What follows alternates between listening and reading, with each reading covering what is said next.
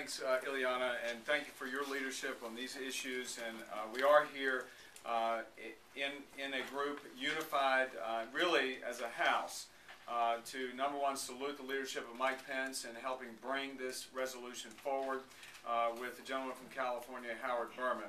But I'm joined today also with Congressman Darrell Issa, Tom Price from Georgia, the ranking member from the Armed Services Committee, Buck McKeon, the ranking member from the House Select Intelligence Committee, Pete Hoekstra, Dana Rohrabacher, and of course the champion for human rights and freedom, and that is Lincoln Diaz-Balart. We are here because when America hears the call for freedom, we ought to answer.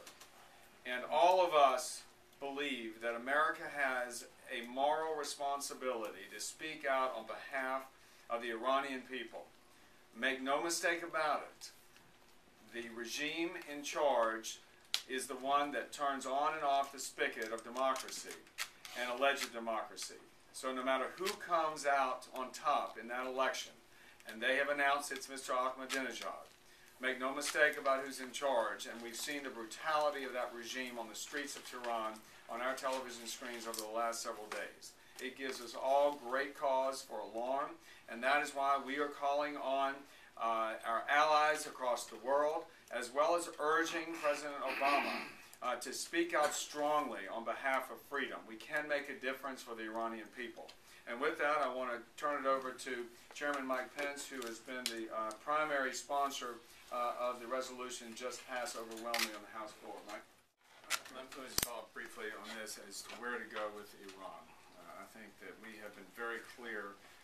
Obviously, we do not support the decision of this administration to engage with a terrorist regime. I mean, obviously, when you have a regime that conducts itself the way it has over the last week, on display for the world to see, brutalizing, killing people because they're standing up for their rights, it calls into question the ability for us as a country, as a civilized world leader, to trust anything that this regime may represent.